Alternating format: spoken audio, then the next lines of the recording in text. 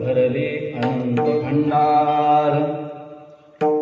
कीर्तन रूपी सेवेकरता निवडलेला अभंग जगतवंते महाराष्ट्र भूषण संप्रदायाचे कलश वैराग्य शिरोमणी जगद्गुरु तुकोबराय यांचा संतांचं औदार्याचा परिचय देणारा अभंग सेवेकरता निवडलेला आहे. आज त्या ठिकाणी आपण सर्व भाविक वृंद, वैकुंठवासी, परमश्रद्धेय गुरुतुल्य व्यक्तिमत्व असलेले बाजीरावजी महाराज जवळकर यांच्या वैकुंठगमन सोहळ्याच्या निमित्ताने हा चालू असलेला 10 दिवसाचा त्या ठिकाणी असलेला हा कार्यक्रम, त्यातील आजची कीर्तनरूपी सेवा माझ्या वाट्याला तुम्हा सर्वांच्या सदिच्छेने त्या ठिकाणी देण्यात आली. या कार्यक्रमाच्या प्रसंगी त्या ठिकाणी ज्यांचं मार्गदर्शन या कार्यक्रमाला लाभत आहे ते आमचे परमस्नेही श्री हरिभक्तीपरायण विष्णूजी महाराज जगताप, त्याचबरोबर त्या ठिकाणी श्री हरिभक्तीपरायण तुळशीराम महाराजजी घरड, या दोघांच्याही त्या ठिकाणी मार्गदर्शनाने या कार्यक्रमाच्या प्रसंगी उपस्थित असणारे आमचे परमस्नेही श्री हरिभक्तीपरायण गुरुतुल्य अंकुश दादा महाराज पानखडे, श्री हरिभक्तपरायण गुरुबंधू चंद्रकांत महाराज खेळकर, त्याचबरोबर आदी करून या संस्थेतील आजी माजी विद्यार्थी, या सर्वांच्या उपस्थितीमध्ये संपन्न होत असलेला हा त्या ठिकाणी सोहळा, त्यातील आजची कीर्तन रूपी सेवा. विठ्ठल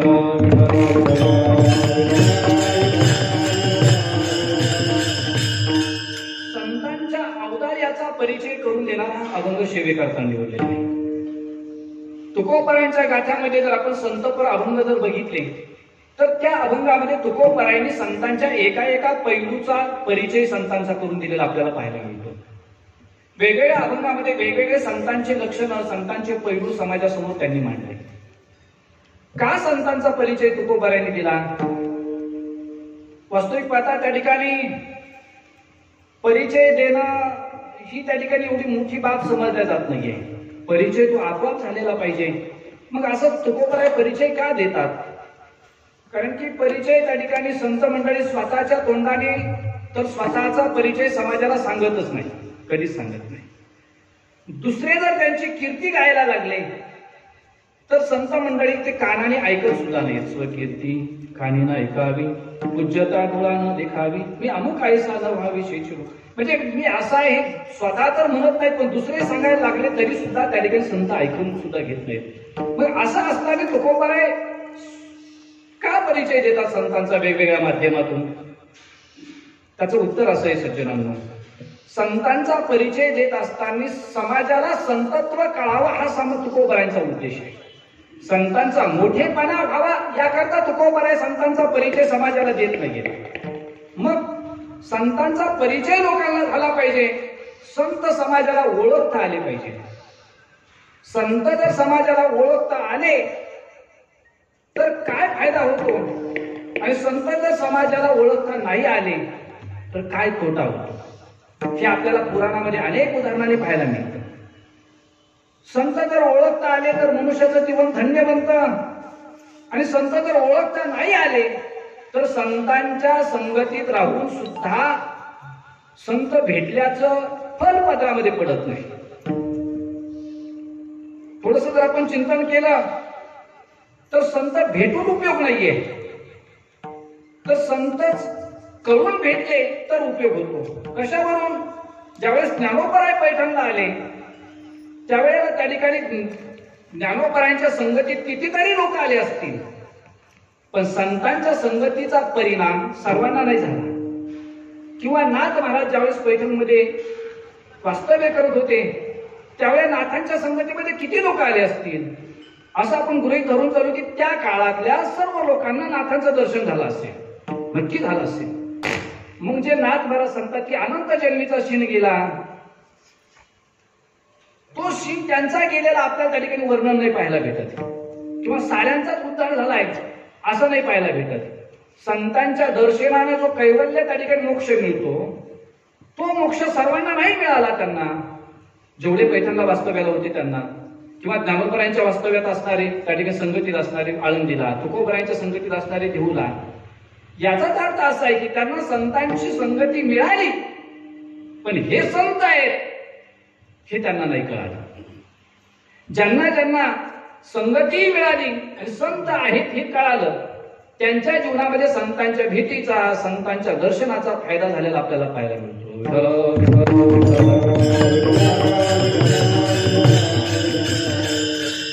दोन प्रकारच्या हानी होतात समाजाला संत जर कळाले नाही तर. दोन प्रकारच्या हानी होतात. एक पहिली हानी होते, लोक एखाद्या भोंदू माणसाला साधू समजून बसतात. संतांची ओळख नसली ना तर एखाद्या भोंदूला साधू समजून बसतात, पहिली हानी होती. दुसरी अशी हानी होते की एखाद्या साधूला भोंदू मानून बसतात. संत जर कळाले तर एखाद्या भोंदूला साधू म्हणतात, नाहीतर साधूला भोंदू मानून बसतात. ह्या दोन प्रकारच्या हाना समाजाकडून होतात आणि या दोन्ही प्रकारच्या हानीमध्ये समाजाचं दुःखच आहे.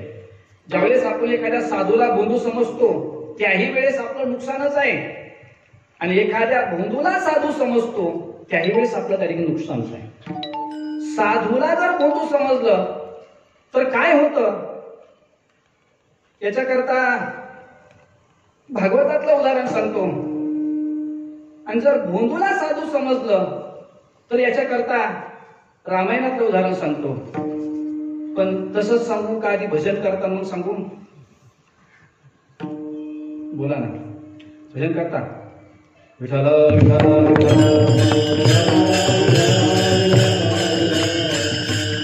साधूला भोंदू समजलं तरी त्या ठिकाणी नुकसानच. याकरता भागवतातलं उदाहरण, राजा परीक्षितीनं श्रमिक ऋषी आहेत, पण ऋषींना ऋषी नाही समजलं. काय समजलं? भोंदू समजलं. भोंदू समजून तर त्या ठिकाणी तो साप गळ्यामध्ये टाकला.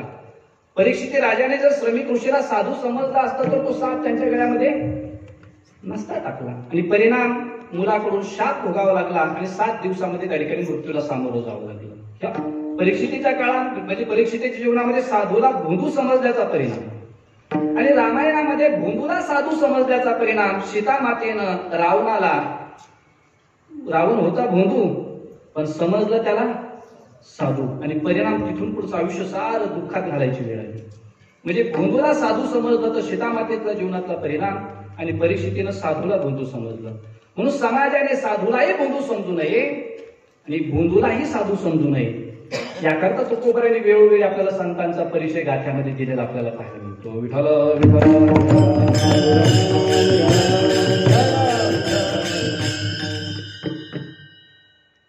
कीर्तनाला फिरत असताना बऱ्याच परिसरामध्ये महात्मे लोक असतात, आणि काही खरोखर महात्मे असतात आणि काही लोक उगाचच त्यांना महात्मे समजतात.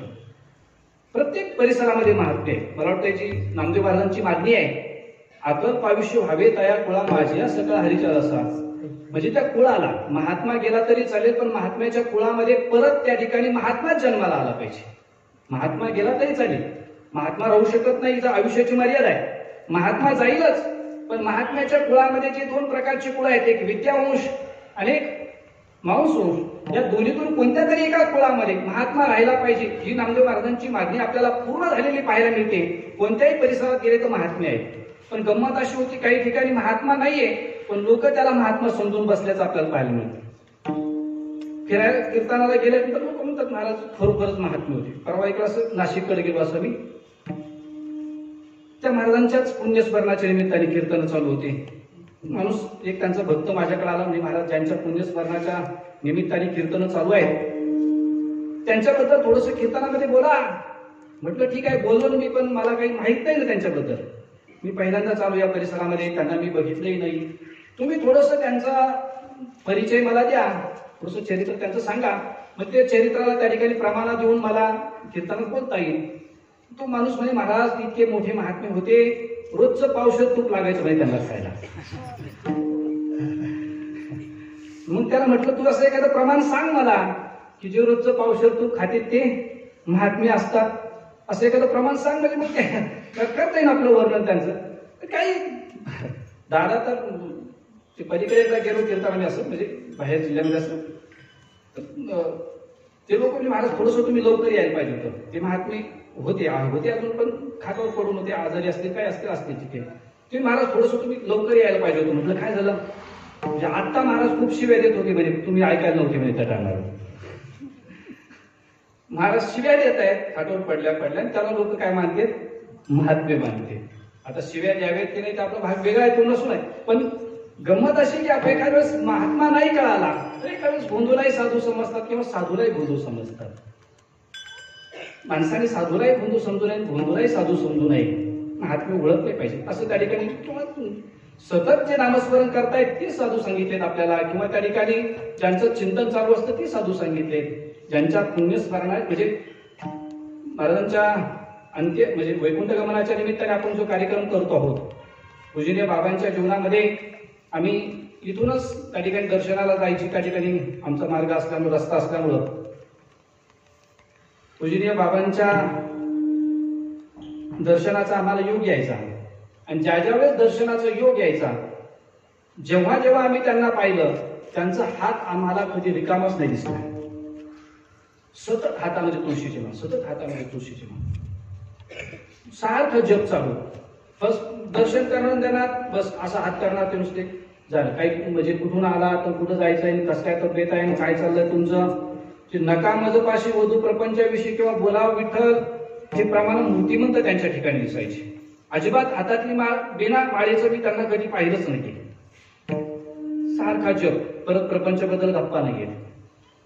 काय व्हायचं त्या ठिकाणी, आपण फिरत असताना ज्या महाराजांचं मठाचं बांधकाम चालू आहे किंवा काय चालू आहे त्यांच्याजवळ जर गेलं तर ते लगेच गप्पा काढायची. बाकीच्या ठिकाणी खडी आणायची, वाळू राहिली, सिमेंट भेटत नाही, लोखंड खूप महाग झालंय, इकडची वर्गणी यायची राहील, तिकडची वर्गणी जायची राहील, हाच गप्पा मारता मारता त्या ठिकाणी वेळ निघून जातो जर बांधकाम चालू असताना. पण बाबांच्या जीवनामध्ये मी पाहतो तसं बांधकामच चालू आहे सारखं. या गीता मंदिर झालं, पंढरपूरच्या गीता मंदिर झालं, पण त्यांनी कधीच आमच्याशी त्या ठिकाणी अशा गप्पा काढल्या नाही की वाळून सिमेंट खडीन लोखंडाची बात नाही. बस फक्त परमार्थ चिंतन करणं हाच त्या ठिकाणी त्यांचा विषय.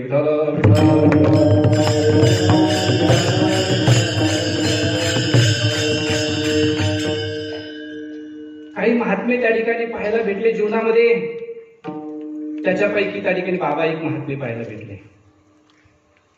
खूप मोठी साधना बाबांची. तुम्ही तर सर्वांच्या साधनेच्या परिचयातले माणसं आहात. मी तरी बाहेरून पाहिलंय त्यांना, पण तुम्ही आतून पाहिलेली त्या ठिकाणी साधना चालू असताना पाहिलेली. सकाळचं त्यांचं गंगेचं स्नान, सकाळचं त्यांचा नित्यनेम, गीतापारायण, रोजचा जप, आणि परत आहारावरती खूप नियंत्रण, खूप नियंत्रण. एक वेळेस तर त्या ठिकाणी आम्ही 1-2 महाराज लोक त्यांच्याकडे गेलो होतो. त्यांच्यातले एक महाराज आजारी होते. बाबांनी त्यांना सल्ला दिला की ज्या दिवशी आपण आजारी पडतो ना त्या दिवशी खायचं बंद करायचं, म्हणजे जेवायचंच नाही, म्हणजे उपवास. त्या दिवशी त्यांचा हाच नियम राहायचा. जेवण ज्या दिवशी आजारी पडू त्या दिवशी ते जेवणच नाही करायचं, उपवासच एकदम निर्जल करायचं. रात्री काय खाल्लंय त्याचा विचार करायचा, ते परत खायचं नाही, आणि त्या दिवशी उपवास करायचा, पोटाला आराम द्यायचं म्हणून नाही करायचं. आम्ही आणि द्वादशी म्हणजे दशमी, एकादशी, द्वादशी हे तिन्ही व्रत बाबांच्या जीवनात असायचीच. आम्ही एक सप्ताह ठेवला होता नाथ मंदिरामध्ये, आणि द्वादशीचं काल्याचं कीर्तन बाबांचं ठेवलं होतं. आणि बाबांना दशमी, एकादशी, द्वादशी 3 दिवसाचे व्रत. आम्ही गेलो दर्शन, म्हटलं बाबा चालायचं, कीर्तन करायचं आहे आता.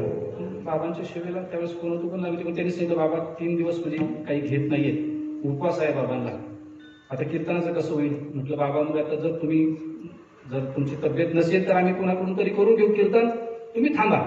पण त्यावेळेस ते म्हटले नाही, मला जोपर्यंत चक्कर येत नाही तोपर्यंत कीर्तन करतो म्हणे. ज्यावेळेस चक्कर यायला लागल ते चालू कीर्तन त्यावेळेस आपण बंद करू म्हणे. आणि बाबांनी कीर्तन त्या ठिकाणी तास ते कीर्तन केलं. नंतर चरित्र सुरू झालं कृष्णाचं. मी असा हात केला, म्हटलं बाबा थांब, नाही म्हणजे अजून चक्कर नाही आली, होऊ द्या म्हणजे जोपर्यंत ते आहे तोपर्यंत त्यांनी चिंतन, स्वतःची त्यांनी साधना अजिबात सोडली नाहीये. म्हणजे मला वाटतंय जेवढे गीता मंदिरचे अनुयायी आहेत काळे सर, तुम्ही सर्व जेवढे गीता मंदिराचे अनुयायी आहेत, धन्य आहे तुमचं जीवन की तुम्हाला तुमच्या जीवनामध्ये खूप मोठी महात्म्य मिळाली.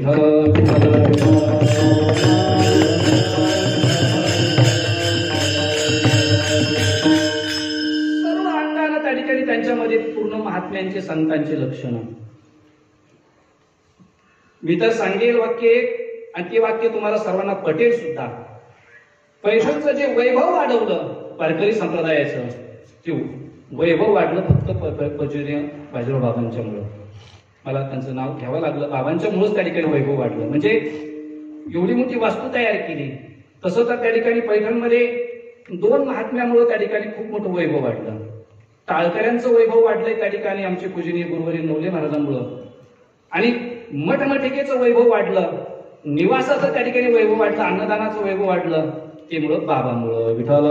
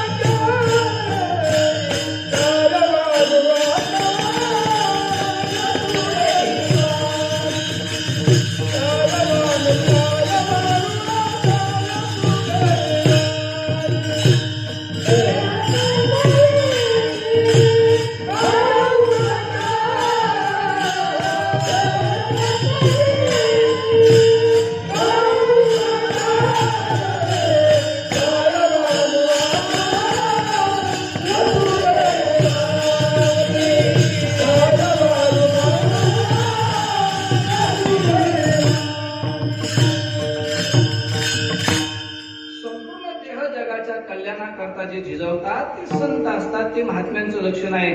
पूजनीय बाबांनी आपलं संपूर्ण जीवन, भौतिकही जीवन आणि आध्यात्मिकही जीवन त्या ठिकाणी समाजासमोर नकाशासारखं ठेवलं. सहज सहज त्या ठिकाणी आपल्याला त्यांच्या मार्गाने चालता येईल. आपण जर केली तर साधना त्यांच्यासारखी होऊ शकते.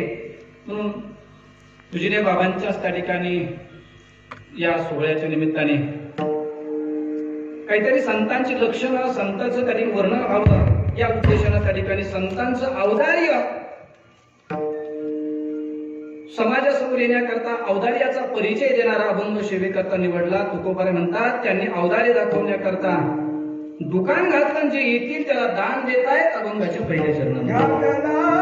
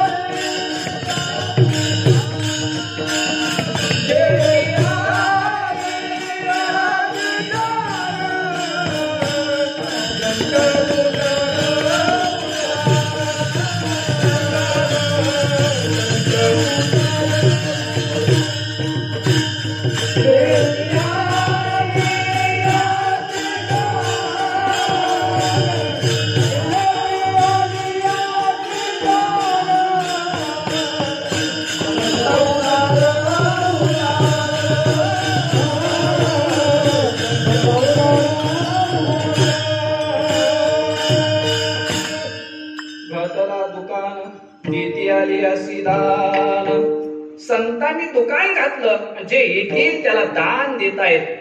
लोकांनी विचारलं, महाराज संतांनी दुकान घातलं म्हणून त्यांना संत मानायचं, आणि देतात म्हणून संत मानायचं, दान देतात म्हणून? दान देतात म्हणून जर संत मानलं तर देणारे खूप आहेत ना या जगामध्ये, कितीतरी देणारे आहेत. सर्वजण देतात, कोणी देत नाही असतला कोणी नाही, प्रत्येक जण देतो. इथल्या त्या ठिकाणी जडही देतात, जीवही देतात, देवही देतात आणि संत सुद्धा देतात. जड सुद्धा त्या ठिकाणी देतातच, आपल्याला जीव सुद्धा देतातच, देव सुद्धा देतो आणि संत सुद्धा देतात. पण सज्जनांनो, यांच्या देण्यामध्ये फरक आहे. दानच देतात, आपणही त्या ठिकाणी दान देतो ना, पण आपल्या दान देण्यामध्ये फरक आहे. देवही दान देतो, देवाच्या दान देण्यामध्ये फरक आहे, आणि संतही दान देतात, संतांच्याही दान देण्यामध्ये फरक आहे. काय फरक आहे? आपण दान देत असताना समोरच्याला काय पाहिजे याचा नाही विचार करत, मग आपल्याजवळ जे आहे ते देऊन मोकळ होतो. समोरचा काय मागतो काय नाही त्याचा नाही आपण विचार करतो. आपल्याकडे जे आहे, आपली जी ऐपत आहे, आपली जी कुवत आहे ते देऊन मोकळ होतो. ही आपली पद्धत देण्याची. देव देत असताना समोरचा जे मागतो तेच देऊन टाकतो. त्या समोरच्याचं त्याच्यामध्ये हित आहे का अहित आहे देव याचा विचार करत नाही. आणि संत देत असताना मात्र समोरचा काय मागतो ते नाही देत, मग त्याचं हित कशात आहे ते देतात. आपल्या दारात जर याचक आला, त्याने जर पैसे मागितले आणि आपल्याकडे जर भाकर असली तर आपण सांगतो आमच्याकडे भाकर आहे ती घेऊन जा, पैसे नाही. आपल्याकडे पैसे असले तर आपण सांगतो पैसे आहेत, भाकरी काय झाल्या नाही, घेऊन जा. म्हणजे आपण याचकाला देतो आपण, पण जे आपल्याकडे जे आहे ते देतो. तो काय मागतो त्याचा आपण विचार नाही करत. हे आपलं झालं. आता जाऊ द्या. देवाचं देणं असं आहे की समोरचा काय मागतो तेच देव देऊन टाकतो. त्याचं त्याच्यात हित आहे का अहित आहे याचा देव विचार करत नाही विचार करत. आपण देवाची आणि संतांची देण्याची तुलना करू. देवानेही दिलं आणि संतांनी दिलं. देवाचे आणि देण्याची देवही देतात आणि संतही देतात. दोघांच्या देण्याची आपण तुलना करू. सांगतो त्याची तुलना, पण तशीच सांगू का भजन करता मग सांगू? भजन करता करा विठाला विठाला विठाला विठाला.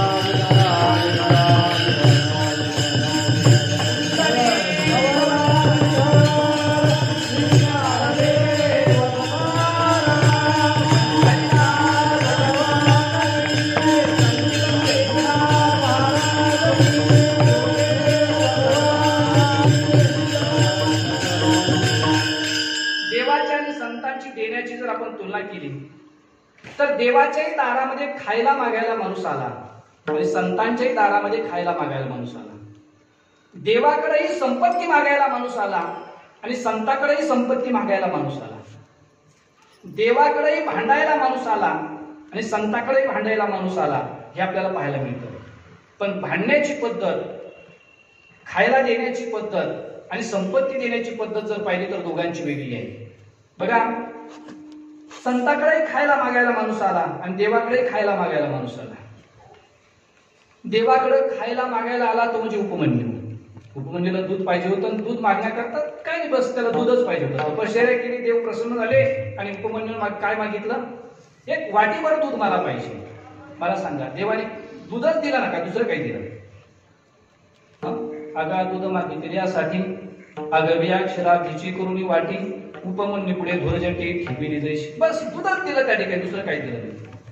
पण आमच्या नाथ महाराजांकडं गावबा खाण्याकरताच आले, पुरणपोळी खायला पाहिजे म्हणून. नाथ महाराजांनी गावबाला पुरणपोळी तर दिलीच, पण नुसती पुरणपोळीवर देऊन थांबले नाही, तर स्वतःचं संतत्व गावबाला दिलं. राहिलेलं रामायण पूर्ण करण्याची त्या ठिकाणी त्यांच्यामध्ये शक्ती दिली. आणि आज त्या ठिकाणी आपण नाथांच्या दर्शनाला गेल्यानंतर गावबांचं दर्शन करतो. हे खायला मागायला आलते पण संतत्व दिलं. हे त्या ठिकाणी संतांचं देणं आहे आणि ते देवाचं देणं आहे.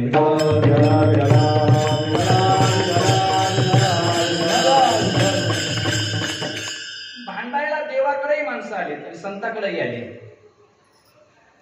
भांडायला आलेत ज्यावेळेस रामचंद्र प्रभू रावणाबरोबर युद्ध करून अयोध्येत आले आणि आल्याच्यानंतर प्रत्येकाला रामचंद्र प्रभूंनी विचारलं युद्ध कसं झालं, काय वाटलं युद्धाबद्दल, एक समीक्षा चर्चा म्हणून. तर प्रत्येकाने सांगितलं बरं वाटलं, कोणी सांगितलं एवढं खास नाही. पण त्याच्यात जांबुवंत उठला, जांबुवंताने सांगितलं रामचंद्र प्रभू युद्ध मला बरोबर नाही वाटलं. म्हणजे कशामुळं? चांगला योद्धा नाही मिळाला नाही, माझी ताकद पुरी होईल माझ्या ताकदीचा योद्धा नाही मला मिळाला. मग मला रावणापेक्षाही ताकदवान योद्धा पाहिजे होता. मग देवाने विचार केला रावणापेक्षा ताकदवान मीच, आता मीच हरवलं ना रावणाला, मीच आहे, तुला माझ्याबरोबर युद्ध करावं लागेल. म्हणजे जांबुवंताच्या अंगातले कसकस देवासमोर त्याने दाखवली, म्हणजे भांडणच करायचं ठरवलं. परिणाम बघा, दुसरा कृष्ण अवतार घेतला आणि जांबुवंताबरोबर युद्धच करून दाखवलं आणि सांगितलं की मागच्या अवतारात तू इच्छा केली होती युद्ध करण्याची, ती पूर्ण केली, युद्ध केलं. आपल्या संताकडे भांडण्याकरता माणसं आले, संतांनी त्यांच्यावर भांडणं नाही केली. नाथ महाराजांकडे त्या ठिकाणी पूजेच्या घरात चपला घालून भांडण्याकरताच आला होता. गिरजा मातेच्या पाठीवर बसणं म्हणजे भांडण्याकरताच आला होता. काहीतरी करून नाथांना राग यावा, भांडण व्हावं याकरता आला. पण नाथांनी त्या ठिकाणी तसं नाही केलं. मग त्याला त्या ठिकाणी व्यवस्थित वाटायला लावलं, म्हणजे ठीक आहे ज्याच्याही पलीकडे अजून एक उदाहरण आहे नारद महर्षी. नारद महर्षीकडे त्या ठिकाणी वाल्या कोळी कशा करता आला होता? भांडणच करायचं होतं, त्याला मारायचंच होतं. अडवलं नारद महर्षीनं वाल्या कोळ्याला सांगितलं, वाल्या कोळ्याने नारद महर्षीला अडवलं आणि सांगितलं काय असेल ते लवकर देऊन टाका. वाल्या कोळ्याने मागितल्यानंतर नारद महर्षीने सांगितलं नाहीये माझ्याकडे काही वाल्या. म्हणजे नाही कसं कसं काय? नारद महर्षी म्हटले मी कीर्तनकार आहे आणि त्यातल्यात लॉकडाऊन चालू आहे परत. वाल्या कोळी म्हटला लॉकडाऊनच्या आधीच साचलेलं असेल ना काहीतरी, त्यातला काहीतरी. नारद महर्षींना सांगितलं नाही नाही मी त्यातला कीर्तनकार नाही. पूज्य बाबांचं जीवन आयुष्यभर कीर्तनाचे पैसे नाही घेतले, आयुष्यभर नाही घेतले. जी काय जे असतं त्या ठिकाणी सेवा लोकांनी आणून घेऊन सोडणे तेच करायचे नाही. नारद महर्षींना सांगितलं नाही मी घेतच नाही काही, मी नामस्मरण माझं चिंतन करत असतो. म्हणजे शेवटी मला हे सांगायचं सर्वांना कथाभाग माहिती आहे. नारद महर्षींनी त्याला पैसे नाही दिले, मग राम नावाची 2 अक्षरं दिले आणि वाल्या कोळी नाही ठेवला. वाल्मिक ऋषी बनवला. पुराण प्रसिद्ध बोलिले वाल्मिक नामी तिने लोक उद्धरती. म्हणजे नामाने स्वतःही तरला आणि दुसऱ्यालाही तारायची शक्ती ही नारद महर्षीने त्या ठिकाणी वाल्या कोळ्यामध्ये दिली. म्हणजे भांडण करायला आलेला वाल्या कोळी त्याला वाल्या कोळीने ठेवून वाल्मिक ऋषी बनवलं.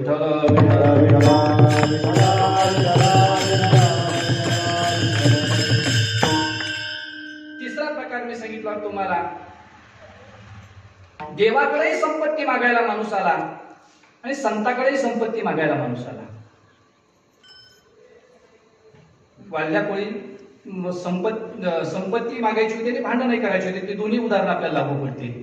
देवाकडे संपत्ती मागायला माणूस आला ज्यावेळेस त्या ठिकाणी त्यांचेच मित्र सुदामा गरिबी आली जीवनामध्ये आणि काहीतरी संपत्ती पाहिजे म्हणून त्या ठिकाणी भगवान श्रीकृष्णासमोर आले आणि संपत्ती मनोमन मागितली. परिणाम देवाने संपत्तीच दिली, भरपूर दिली. सुदामा ब्राह्मण दुःखी दरिद्री पिलेला मुष्टीभर पोहे घेऊन या. सुदाम ब्राह्मण दुःखी दरिद्री पिलेला गाव सुवर्णाचं दिला का? पूर्ण गाव सोन्याचं त्या ठिकाणी दिलं. म्हणजे संपत्ती दिली देवाने, दुसरं काही नाही दिलं. परिणाम बघा, संताकडे संपत्ती मागायला आलेल्या माणसाला वाल्याचं वाल्मिक बनवलं आणि देवाकडे संपत्ती मागायला आलेला संपत्तीच अशा प्रकारची दिली. म्हणून देवाचं देणं असं आहे की तो जे मागितलं तेच देऊन टाकतो. त्याचं हित आहे का अहित आहे याचा विचार करत नाही. पण संत मात्र असे आहेत की ते हिताच देतात. म्हणून तुकोबरायांनी हित हा शब्द वापरत असताना संतांच्या वेळेला तो चकाराने वापरला. तेची माझे हित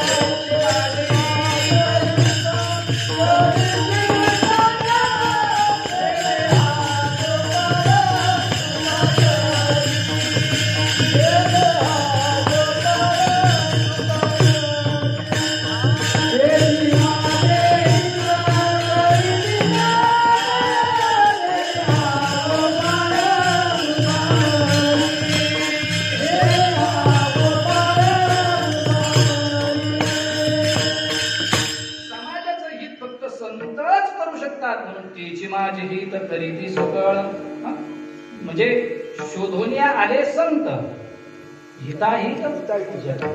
संत हे समाजाचं हित कशात आहे हे जर शोधून आल्यामुळं संतांनी जे दुकान घातलंय त्याच दुकानात आपण गेलं पाहिजे. घातला दुकान भीती आली असे दान. दान देत आहे, दुकान घातलं. अहो पण कुठं दुकान घातलं त्यांनी? एक 3 प्रश्न आहेत आमचे. त्यांनी दुकान घातलं कुठं?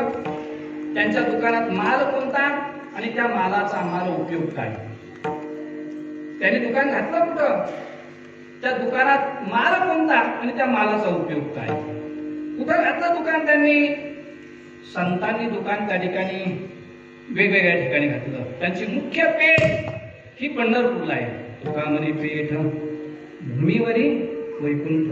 भूमीवर वैकुंठ असणारं पंढरपूर ही मुख्य पेठ आहे आणि त्याच्या शाखा ज्ञानोबारांनी आळंदीला दुकान टाकलं, पैठणला नागबाबांनी दुकान टाकलं, देऊला तुकोबारांनी दुकान टाकलं, दुर्गा काकांनी तेल धुकीला दुकान टाकलं, सावता महाराजांनी आरंगला दुकान टाकलं. ते त्यांच्या दुकानाचे पत्ते आहे. आणि त्यांच्या दुकानात गेल्याच्या नंतर त्या ठिकाणी पण त्या मालाचा भाव काय सांगा ना. त्या मालाला भाव नाहीये. भाव नाही म्हणजे फुकट आहे. तू मागते आली अशी दान. दान त्यालाच म्हणतात जे मोबदल्या वाचून दिल्या जातं त्याला दान म्हणतात. नुसतं देतात त्याला दान नाही म्हणत. नुसतं देतात त्याला जर दान म्हटलं असतं आणि जो देतो तो जर दाता ठरला असता तर शिव्या देणारा सुद्धा दाताच ठरला असता. तो देतोच ना शिव्या तरी. देतो ते नाही. मग नुसता देतो तो नाही. मग देतो मोला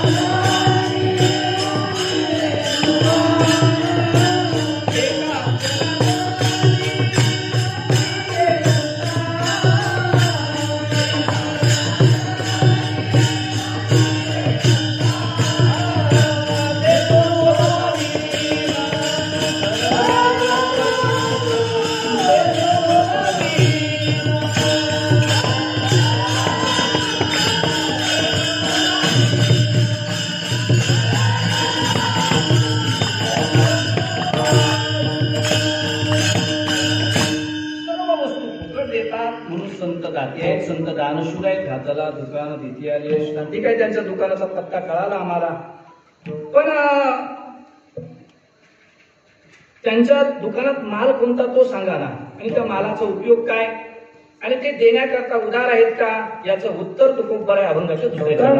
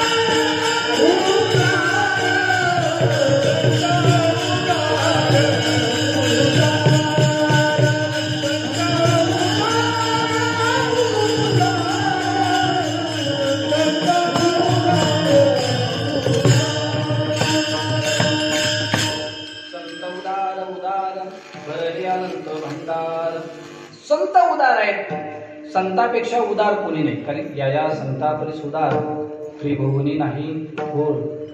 या संतापेक्षा त्रिभुवनात सुद्धा दुसरं उदार कोणी नाही. सर्वात उदार ते आहे, कारण हिताचं देत आहेत. हा आपण पाहून आलो. पण 2 प्रश्न आहेत आपले, की त्यांनी दुकानात माल कोणता ठेवला आणि त्या दुकानातल्या मालाचा आम्हाला उपयोग काय. कोणता माल आहे संतांच्या दुकानामध्ये?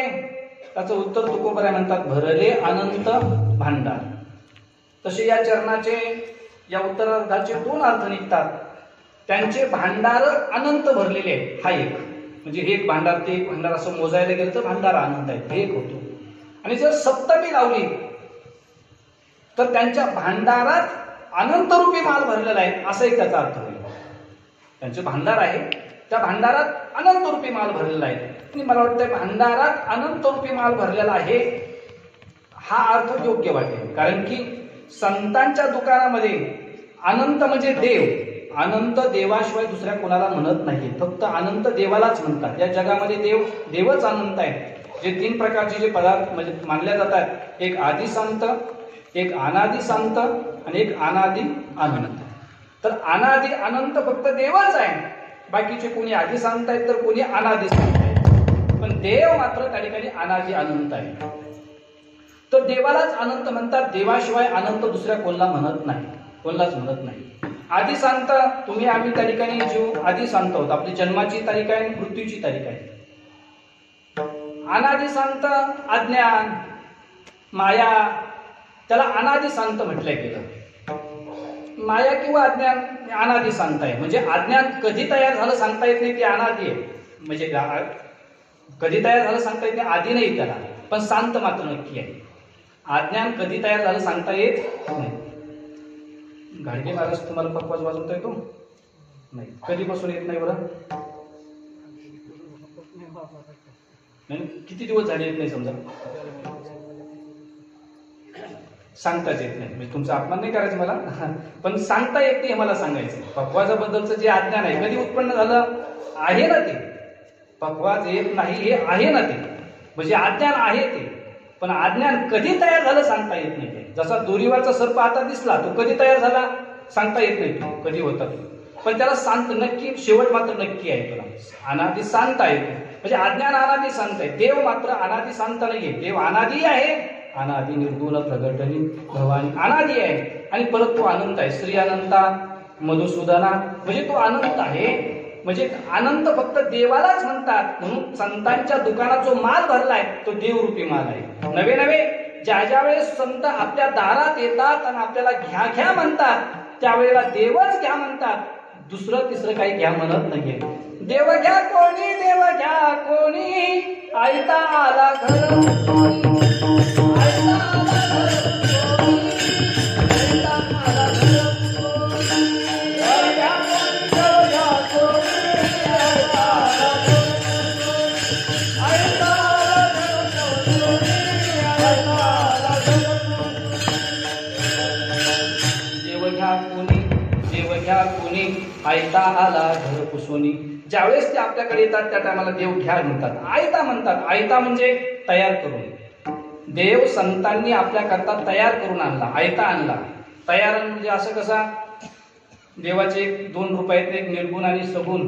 हे जे 2 रूप आहेत त्यातला निर्गुण आपल्याला कळतही नव्हता आणि दिसतही नव्हता, पण देवाने तो तयार करून आणला. 5 प्रकारचे त्या ठिकाणी तत्व म्हणतात ना. एक आस्ती, भाती, प्रिय, नाम, रूप.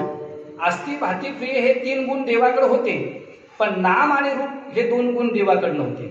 संतांनी त्याला नाम आणि रूप देऊन तयार करून आपल्या समोर आणलं. आस्ती, भाती, प्रिय हे देवाकडे होते, नाम रूप नव्हते. नाम आणि रूप देवाने दिलं आणि येली रूपाबळी. त्याचे कोणी आणि याला रूपाबळी म्हणतात, पण कोणी आणि येली रूपाबळी. कारण कुळीची हे कुळदेवीचं 3रं चरण असल्यामुळं आणि येली म्हटलं तरी चालते. आणि येली रूपाबळी करुणी खरे हरिदासी.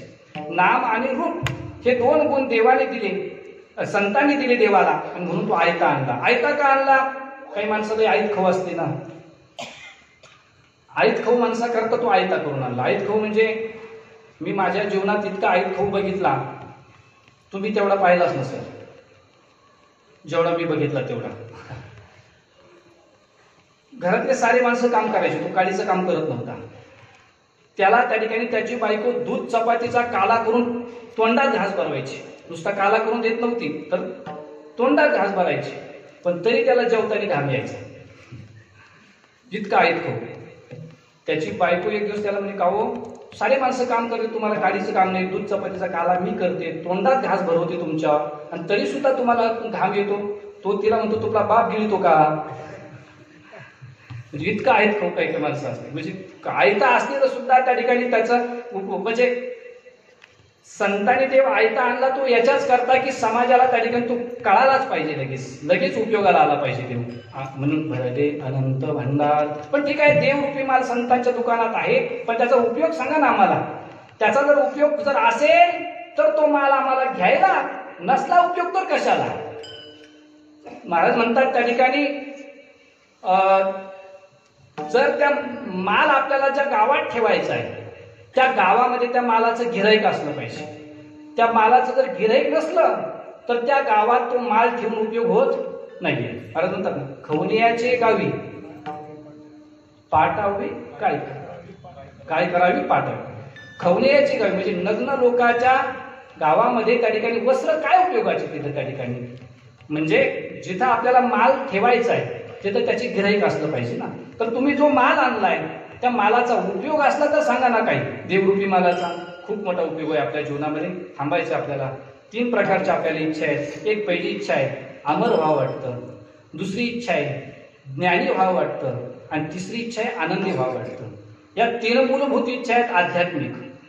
भौतिक इच्छा वेगळ्या, अन्न वस्त्र निवारा ह्या भौतिक मूलभूत इच्छा आहेत, पण आध्यात्मिक 3 मूलभूत इच्छा आहेत, अमर, ज्ञानी आणि आनंदी. या 3 इच्छे करताच मनुष्य सतत प्रयत्न करतो. मरू नये म्हणून आपण त्या ठिकाणी किती प्रयत्न करतो. खातो, पितो, राहतो, हे मरू नये याच्या करताच ना. अन्न वस्त्र निवारा हे मरू नये याच्या करताच आहे ना. त्याच्यानंतर ज्ञानी व्हावं वाटतं. सकाळी सकाळी माणसं टीव्ही लावून बसतात, पेपर वाचतात, मोबाईल पाहतात. कशा करता?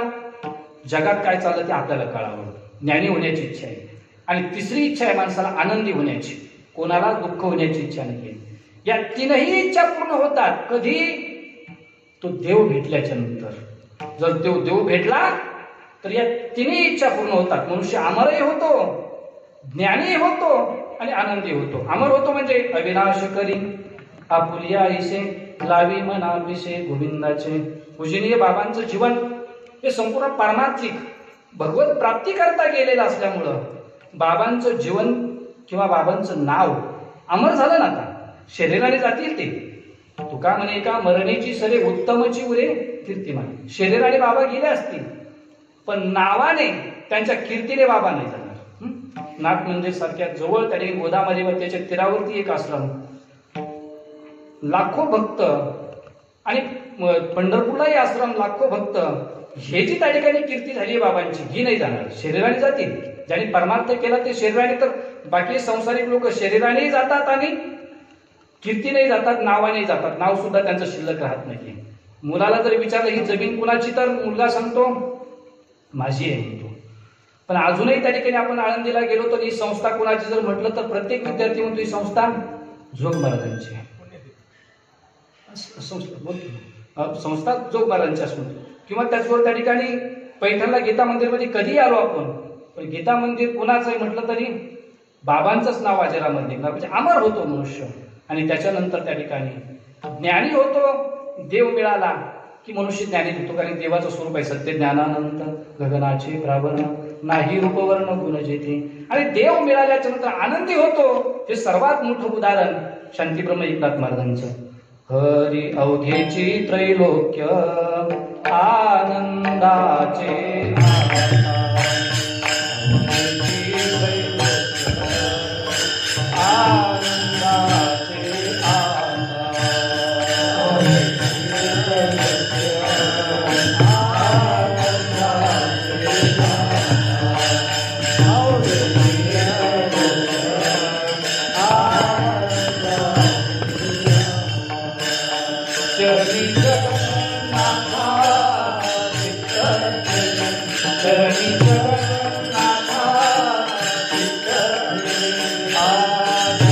Jagannatha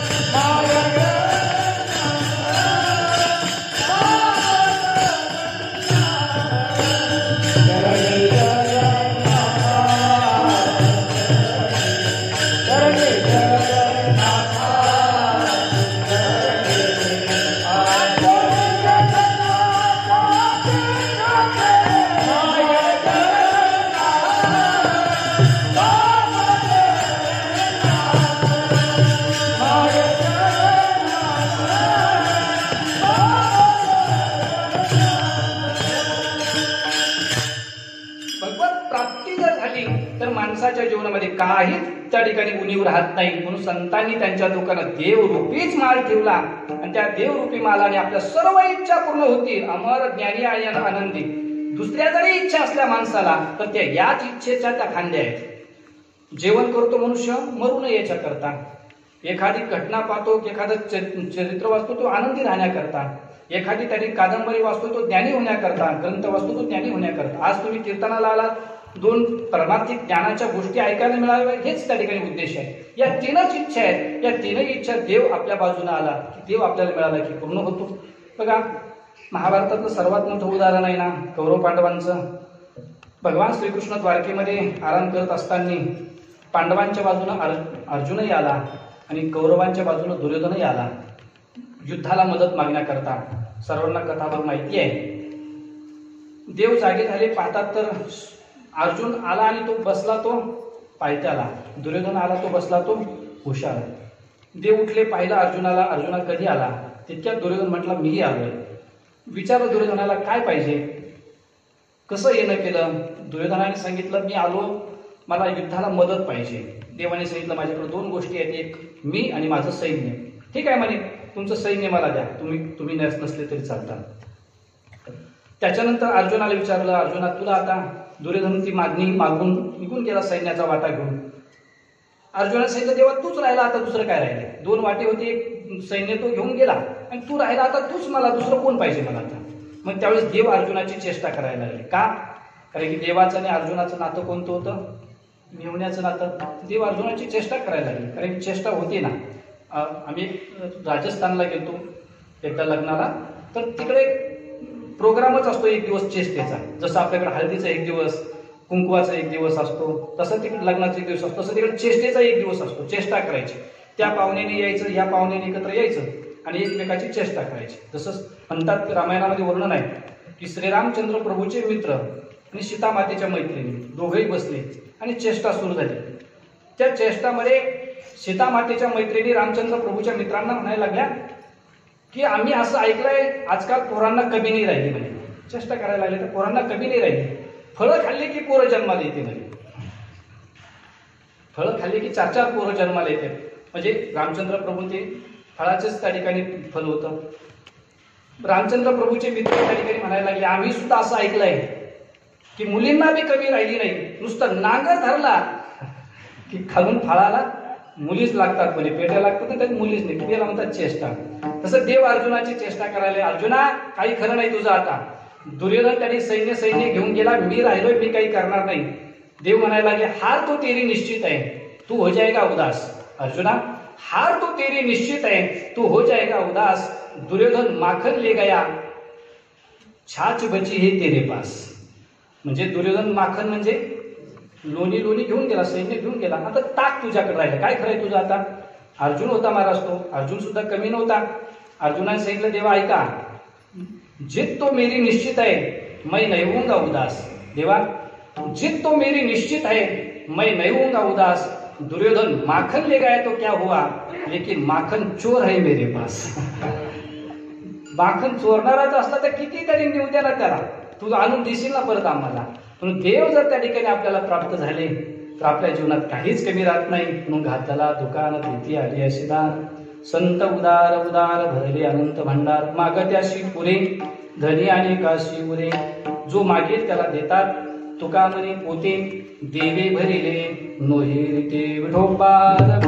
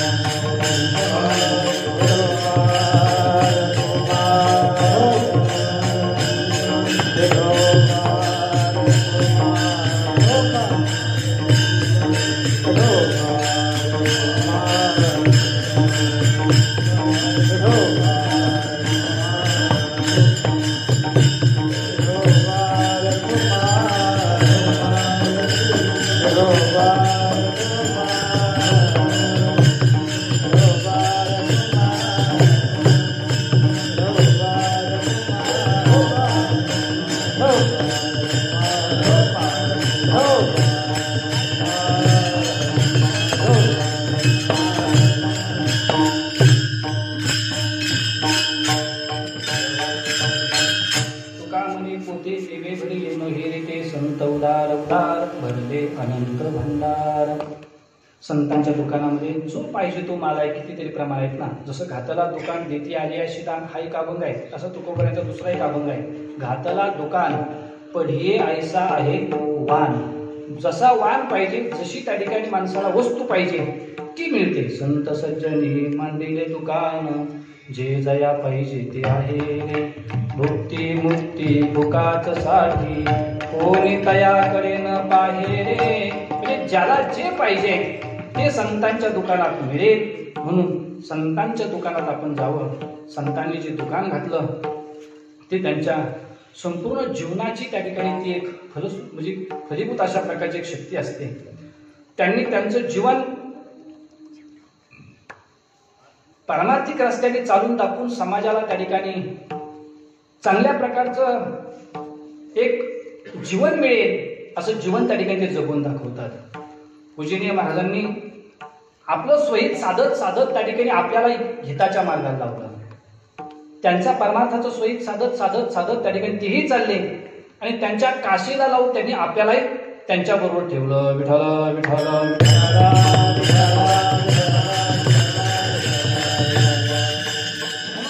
ऋषीचा आणि संतांचा भेद सांगत असताना किंवा संतांचा आणि ऋषीचा त्या ठिकाणी वेगळेपणा सांगत असताना हा सांगतात की ऋषी कुठंतरी गिरी कपाटात जाऊन त्या ठिकाणी स्वतः परमार्थ करतात, परंतु संत तसे नाहीयेत. संत समाजात राहून लोकांकडून करून घेतात. बोलिले जे ऋषी साच भावे वर्ताय. ऋषी जे बोलले ते साच भावाने वर्तन करून दाखवण्याकरता संत येतात. पूजनीय महाराज बाबाजी, मी सांगून गेलो सुरुवातीला की कोणतंच संतांचं लक्षण त्यांच्यामध्ये कमी दिसत नव्हतं. सर्व अंगाने त्या ठिकाणी त्यांचं लक्षण हे संतांचेच अशा प्रकारचे होते. म्हणून त्यांनी त्यांचं जीवन खूप पारमार्थिक याच्या क्षेत्रामध्ये घातलं. पूर्ण जीवन त्या ठिकाणी पारमार्थिक क्षेत्रामध्ये आयुष्यभर त्या ठिकाणी पारमार्थिक साधना करून 2 आश्रम उभा केले आणि त्या दोन्ही आश्रमामध्ये हजारो वारकरी येतील आणि निवारा त्या ठिकाणी त्यांना मिळेल आणि त्या निवाऱ्याखाली त्या ठिकाणी ते परमार्थ चिंतन करतील. एवढी मोठी स्वतःची शक्ती त्यांनी वारकरी संप्रदाय करता लावली. म्हणून मी समजून गेलो की त्यांचं नाव अजरामर राहील. आणि त्यांनी देह ठेवत असताना खूप योग साधले बघा, खूप मोठे योग साधले. एक तर त्या ठिकाणी उत्तरायण चालू आहे, बरोबर आहे दादा, उत्तरायण चालू आहे, हा एक योग त्यांच्या जीवनामध्ये आला. त्याच्यानंतर परत गुरुवार एक त्या ठिकाणी त्यांच्या जीवनामध्ये योग आला. त्यात नुसता गुरुवार नाही तर गुरुपुष्यामृत योग. परत त्या ठिकाणी दिवस सकाळची वेळेला त्या ठिकाणी त्यांनी आपला देह ठेवला. त्याचबरोबर त्या ठिकाणी सर्वात मोठा योग पूजनीय म्हणजे विष्णू महाराजांचा खेडकर महाराजांचा आता विषय झाला की आपण परंपरेनं वारकरी संप्रदायामध्ये जोग महाराजची पुण्यतिथी सर्वजण साजरी करतो. बाबांनी त्याच्यामध्ये आपल्याला वेगळी पुण्यतिथी करायची, साजरी करायची वेगळं त्या ठिकाणी ठेवलंच नाही. जोग महाराजांची पुण्यतिथी होईल आणि बाबांचाही त्या ठिकाणी पुण्यतिथी सोहळा त्या ठिकाणी होईल. मला वाटतंय पैठणला जोग महाराजांची पुण्यतिथी होत नव्हती, म्हणजे माझ्या तरी दर्शक कोणतं करत असतात तिथं करायचे, परंतु विष्णू महाराज त्या ठिकाणी 1 दिवसाची करायचे. पण बाबांनी त्याच्यात भर टाकली की आता मला वाटतं 7 दिवसाचा उत्सव होत जाईल आता आणि त्याच्यात आम्हाला त्या ठिकाणी येता येईल. कारण की बाबांनी संपूर्ण जीवन त्याच्यामध्ये घातलं. म्हणजे त्यांनी सर्व कष्ट करून म्हणजे आणायला तुम्हीच, दळायला येईल तुम्हीच, वाढायला येईल तुम्हीच, आम्ही फक्त खायलाच आम्ही आता कीर्तन करणं म्हणजे खाणंच आहे ना त्या ठिकाणी. शिव ब्रह्मरस आवडीने सर्व करणार. म्हणजे बाबांनी हे सर्व समाजामध्ये लोकांचा पैसा पैसा कष्टातला घेतला आणि त्याच्यातून ही एवढी मोठी वस्तू उभा केली. सर्वांना त्याच्यात परमार्थ करायला मिळतो. म्हणजे आपल्याला नुसतं आनंदच उपभोगायचं काम आहे ना, आनंदच उपभोगायचं काम आहे. आणि बाबांनी म्हणजे जोग महाराज पुण्यतिथीचंच त्या ठिकाणी त्यांचं पुण्यस्मरण तोही त्याच्यामध्ये योग आहे. आणि गोदावरी मातेच्या तीरावरती परमार्थ चिंतन करत करत काळ सारावा चिंतने एकांतवासी गंगा स्नानी देवाच्या पूजने प्रदक्षिणा तुळशीच्या. हे संपूर्ण मूर्तिमंत अभंग त्यांच्या जवळ लागतायत, त्यांच्यामध्ये त्या ठिकाणी आचरणाला आपल्याला पाहायला मिळतात.